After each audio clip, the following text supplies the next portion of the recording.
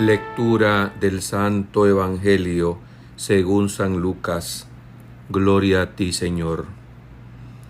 Los fariseos y escribas le preguntaron a Jesús: ¿por qué los discípulos de Juan ayunan con frecuencia, hacen oración igual que los discípulos de los fariseos, y los tuyos, en cambio, comen y beben? Jesús les contestó: ¿pueden acaso ustedes obligar a los invitados a una boda a que ayunen mientras el esposo está con ellos? Vendrá un día en que les quiten al esposo, y entonces sí ayunarán. Les dijo esta parábola: nadie rompe un vestido nuevo para remediar uno viejo, porque echa a perder el nuevo, y al vestido viejo no le queda el remiendo del nuevo. Nadie echa vino nuevo en odres viejos, porque el vino nuevo revienta los odres, y entonces el vino se tira y los odres se echan a perder. El vino nuevo hay que echarlo en odres nuevos, y así se conservan el vino y los odres. Y nadie, acabando de beber un vino añejo, acepta uno nuevo, pues dice: el añejo es mejor. Palabra del Señor. Gloria a ti, Señor Jesús.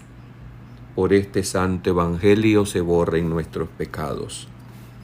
Alabanzas a ti, oh Cristo. Jesucristo es el novio. La iglesia es la esposa. Esta constante metáfora está siempre presente en los textos sagrados.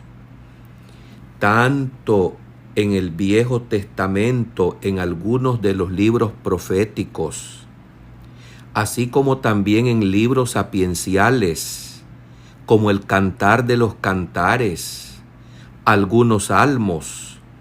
Siempre Dios es el esposo fiel. El pueblo es la esposa infiel.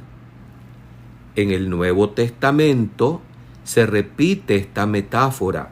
Jesucristo es el novio, y las bodas de ese novio es exactamente el momento en que Él entra al mundo, asume la condición humana sin dejar de ser Dios, la segunda persona de la Santísima Trinidad, realizando el desposorio de la naturaleza divina con la naturaleza humana.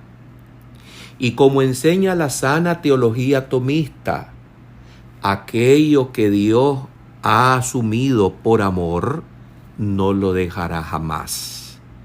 Y los dones de Dios son dados para siempre, son sin arrepentimiento. Viene a propósito esto de los esponsorios de Jesús novio, en esto en que nos introduce el Evangelio recién proclamado.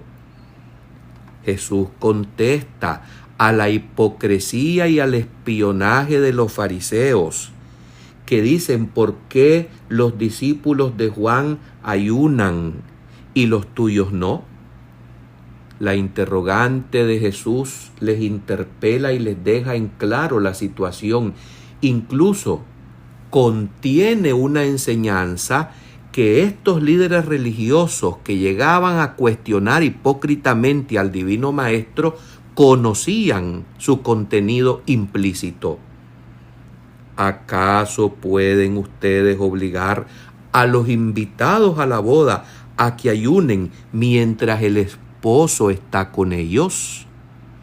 Y luego añade: vendrá el día en que le quiten al esposo, y entonces sí ayunarán. Nosotros en nuestras prácticas religiosas tenemos esas tres actitudes que no debemos descuidar nunca. Actitudes que nos hacen seres religiosos, es decir, religados al ser trascendente, a ese esposo de la iglesia que es la esposa y de la cual formamos parte todos los bautizados. Esas actitudes son la oración, el ayuno y la limosna, es decir, la recta y óptima administración de los dones que el Señor nos ha confiado. El ayuno es el medio por el cual mantenemos las riendas de nuestros impulsos y de aquello que nosotros también tenemos que tener el control de la vida, en cuanto que tenemos instintos que se pueden desbocar y nos pueden perder. Porque nosotros no somos animales, sino que somos seres racionales. Y aunque la biología nos mete en ese grupo de los animales, sabemos que la filosofía de antaño ya también descubre que somos animales que pensamos, racionales, y que por lo tanto hemos de tener el control, el equilibrio y el dominio de nuestro propio ser. Y eso solo lo logramos a través de las penitencias, que es privaciones voluntarias de aquellas situaciones, alimentos, costumbres que se nos han ido adhiriendo en el paso de los años y que tenemos que ir estando atentos a no esclavizarnos y a hacernos dependientes de dichas costumbres. Pero la segunda parte del Evangelio es muy importante hoy y nos habla acerca de un mundo que cambia. Hay quienes afirman que la religión también cambia. No, hermanos, la religión no cambia. El mundo sí, y en el mundo los ideales, el interés, que es siempre el mismo, que es la comodidad, la felicidad, mediante búsquedas desenfrenadas de estos valores, entre comillas, que se van queriendo alcanzar en un método equivocado o desviado, porque la felicidad no está en el tener, sino en el ser. Pues el mundo cambia, sí. Hay diferentes generaciones que van todos tras una búsqueda común. Lo que cambian son las ideas, los métodos con que el hombre va buscando esa meta de ser feliz y de tener una plena realización. Esa felicidad y esa plena realización no la da el mundo, sino que solamente la da Jesucristo nuestro Señor. Pero hay quienes erradamente dicen, la religión cambia. No, la religión no cambia. Porque como bien lo enseñaba el domingo pasado el apóstol Santiago, la verdadera religión es esta: cumplir las obras de misericordia, no quedarnos de brazos cruzados e inútiles o paralizados ante las necesidades y las miserias de los hermanos. La verdadera religión consiste en socorrer a las viudas, ayudar a los huérfanos, compartir el pan con el que tiene hambre, pero también compartir la fe, la luz de la fe que viene de lo alto, mediante la exposición de esta doctrina que procura lo más importante, que es la salvación del alma. Y además, la verdadera religión, añade también el apóstol Santiago, consiste en mantenernos incontaminados de las ideas peligrosas y diabólicas de este mundo. Y es que, hermanos, nosotros, al ser seres religiosos y tener la religión católica, tenemos que tener siempre presente que el Señor nos ha escogido y nos ha destinado a dar fruto en medio de un mundo perverso, en un mundo donde tenemos que estar y permanecer en él, pero sin ser del mundo. Esto lo dice con toda claridad el mismo Divino Maestro Jesucristo. ¿Qué es lo que cambia entonces?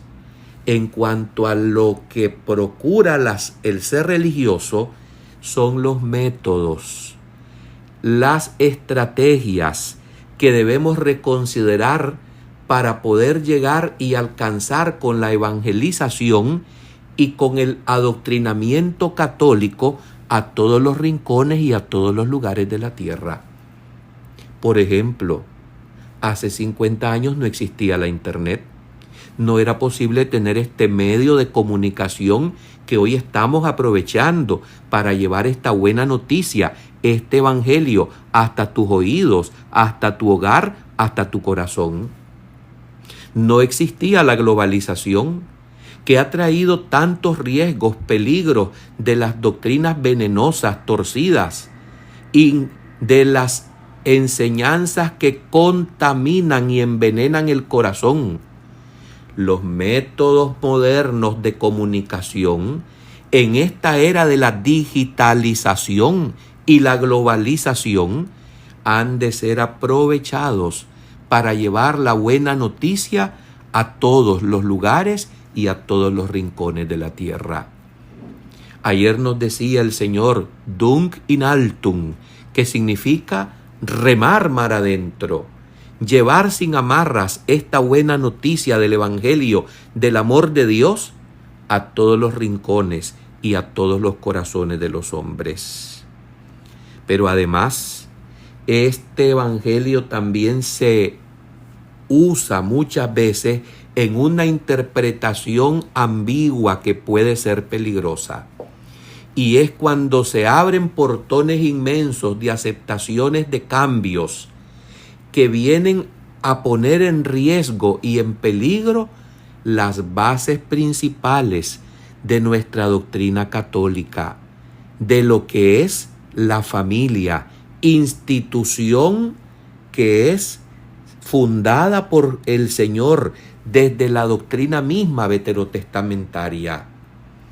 Hoy en día suceden que hay enseñanzas peligrosísimas que vienen a decir que nos tenemos que abrir a ellas para poder encajar en este mundo moderno.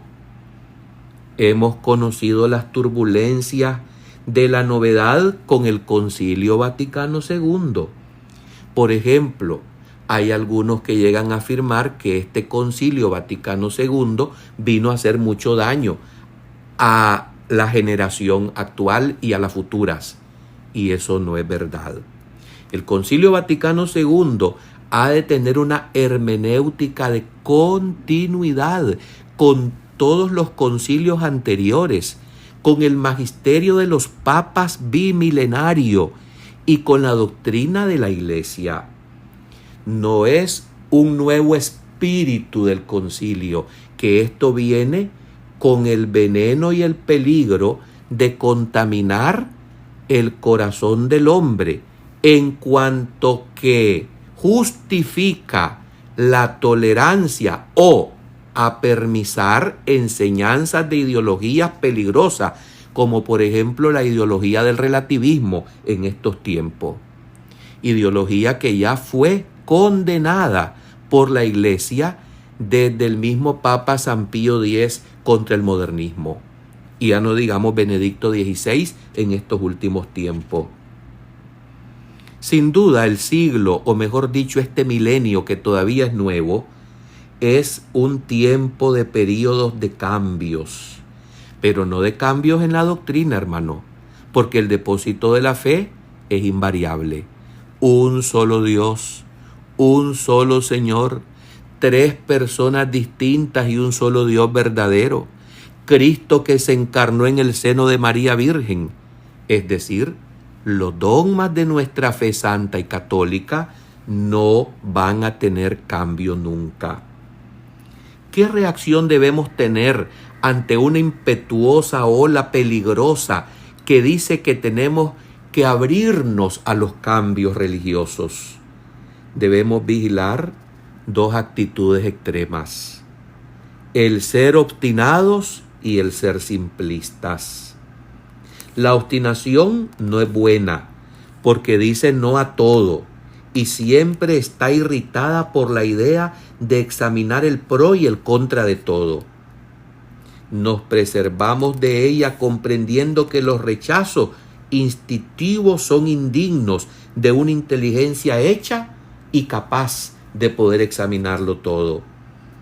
Pero el ser simplista, el simplismo, es también una reacción demasiado rápida, de apertura inmediata de lo que está de moda a la novedad, y se desatiende con una afirmación que evita toda clase de pascón, de colador, de examen. Es extravagante, atrayente y sumamente peligrosa. No podemos ser partícipes de un simplismo superficial, es decir, donde nos abrimos a todo, porque dentro de ese todo viene mucho veneno, mucha cizaña, mucha maldad. ¿Qué tenemos que hacer entonces ante las novedades? Se trata de tomar tiempo para ver en qué consisten los asuntos. ¿Cuál es exactamente la novedad? ¿De dónde viene esto? ¿Qué orígenes tiene? ¿Quién lo propone? ¿Cuáles son sus inconvenientes y sus ventajas? En fin, hermanos, necesitamos tiempo de rodaje, pero también discernimiento del Espíritu Santo. Y eso solamente se va a tener en la oración. La generación de hoy poco reza, empezando por los mismos curas, no rezamos. Y si no rezamos, no vamos a tener la luz que viene de lo alto para poder tener el Espíritu Santo que nos va a decir esto sí, esto no. La generación actual no estudia y lo que natura no da, Salamanca no lo presta. Pues nosotros tenemos la capacidad natural de la inteligencia, unos más, otros menos, pero tenemos que estudiar para poder aprender y tener que escoger qué es lo provechoso y qué es lo venenoso. No podemos caer en debates apasionados, rechazándolo absolutamente todo, cerrándonos a las novedades, porque son una realidad en este nuevo milenio. Pero repito, novedades que tenemos que buscar cómo ir aplicándoles a ellas el mensaje inmutable, invariable, que no se puede negociar de la enseñanza de Jesucristo, porque es verdadero hombre y verdadero Dios. Si ustedes y yo cedemos a lo que Cristo enseñó, a lo que el mundo hoy propone, estamos negando su divinidad y por lo tanto estamos cayendo en gravísimo error. Que nos ayude el Señor para entender esto y permítanme terminar como el Evangelio de hoy mismo nos ha dicho. Y nadie, acabando de beber un vino viejo, añejo, acepta uno nuevo, pues dice, el viejo, el añejo es mejor. El que tenga oídos, que oiga, y un poquito de inteligencia, que comprenda. Amén.